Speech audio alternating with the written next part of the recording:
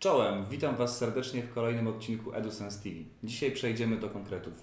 Pierwszy raz uruchomimy naszego Ozobota i zobaczymy, co tak naprawdę możemy z nim zrobić. Ozobot. Mały robocik, którego wykorzystujemy do nauki programowania. Możemy go programować na dwa różne sposoby. Pierwszym z nich jest wykorzystanie platformy Ozoblockly, drugim z nich jest programowanie przez rysowanie, którym się dzisiaj zajmiemy. Spójrzcie, co dla Was dzisiaj przygotowałem. Oprócz Ozobota mamy jeszcze zwykłe kartki, mazaki i tablice kodów. Zaczniemy od tego, że naszego Ozobota przed przystąpieniem do pracy musimy skalibrować. Czym jest kalibracja? Ano, kalibracja jest przystosowaniem Ozobota do panujących warunków oświetlenia. Nasz Ozobot tutaj pod spodem ma czujniki. Czujniki, dzięki którym rozpoznaje kolory i rozpoznaje linie. A zanim przystąpimy do pracy, musimy je dostosować do panujących warunków oświetlenia. Jak to zrobić? Ano, wystarczy do tego nasza przygotowana tablica kodów.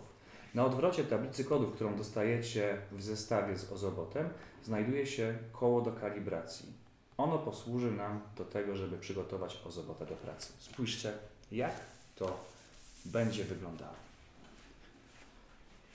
Nasz robocik tutaj po lewej stronie od ładowarki ma mały przycisk. Ten przycisk uruchamia naszego robota.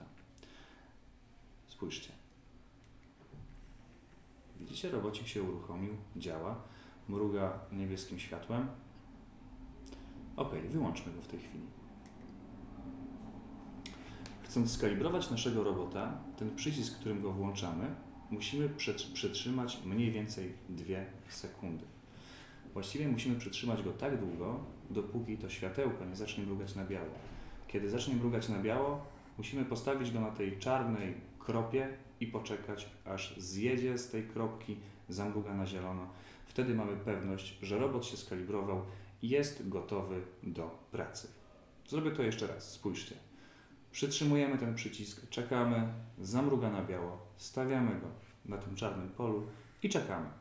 Zjechał, zamrugał na zielono, ok, jest gotowy do pracy. W porządku. Co dalej? Zabierzmy sobie tą kartę, żeby nam tutaj nie przeszkadzała. Kolejnym ważnym elementem jest biała kartka. Tak, biała kartka, którą będziecie wykorzystywać w tym momencie do tego, żeby sprawdzić, jak działa Wasz Ozobot. Oprócz tego mamy jeszcze zestaw mazaków, które ułatwią nam pracę z naszym Ozobotem, właściwie ją umożliwią. Ok, otwórzmy naszą paczuszkę, zobaczymy, co jest w środku.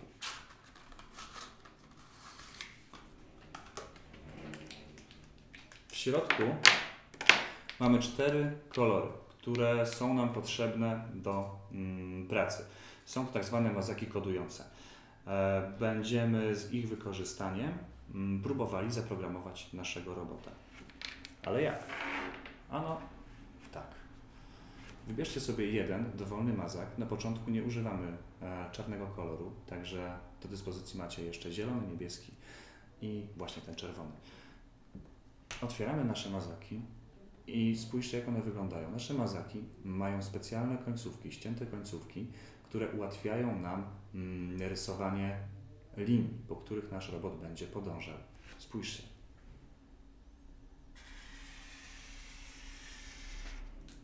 Ok. Narysowaliśmy linię mniej więcej pół centymetrowej szerokości.